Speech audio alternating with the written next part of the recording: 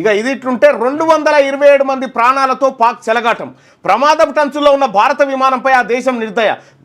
గగనతలంలోకి ప్రవేశించేందుకు అనుమతించని వైనం. ఉరుములు మెరుపులతో కూడిన ఏది మన బోయింగ్ విమానం ఉంది, దీన్ని చేసిరా వీడియో చేయమన్నా, చేసిరా దీని మీద ఒక వీడియో చేయమన్నా మిమ్మల్ని. ఉరుములు మెరుపులతో కూడిన కారు మబ్బులు విమానం అలాగే ముందుకు చొచ్చుకెళ్తే అందులోని ప్రయాణికులందరికీ ప్రాణగండం. కాస్తంత దారి మార్చి పక్కకు వెళ్దామంటే దయాది దేశం పాకిస్తాన్ గగనతలంలోకి వెళ్ళక తప్పని పరిస్థితి. రెండు దేశాల మధ్య ఉద్రిక్తతల నేపథ్యంలో సునాయాసంగా పక్క దేశ గగనతలంలోకి వెళ్ళలేని దుస్థితి. అయినా ప్రయాణికుల ప్రాణాలు కాపాడాలనే సంకల్పంతో విమానాన్ని పాకిస్తాన్ గగనతలంలోకి తీసుకెళ్లడానికి పైలట్లు అభ్యర్థించారు. అయితే పాకిస్తాన్ అధికారుల పాషాణ హృదయం కరగలేదు.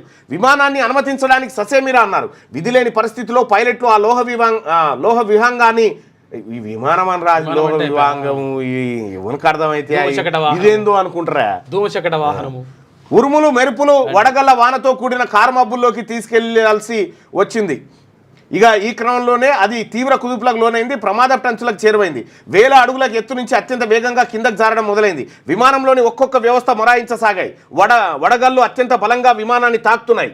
భారీ కుదుపులకు ప్రయాణికులు ఆహాకారాలు చేస్తున్నారు. సరిగ్గా అదే సమయంలో పైలట్లు ఎంతో ధైర్య సాహసాలతో విమానాన్ని ముందుకు నడిపించారు. చాకచక్యంతో కిందికి దించారు. 227 మంది ప్రాణాలను కాపాడారు. ముంగట భాగం పోయింది, మొత్తం దెబ్బతిన్నది.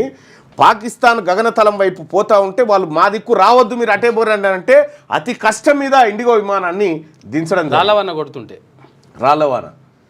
ఇగో ఇంత దుర్మార్గం పాకిస్తాన్ కథ చూడు.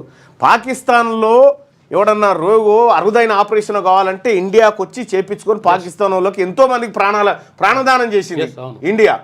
కానీ ఆ దుర్మార్గులు గట్లుంటారు చూడు.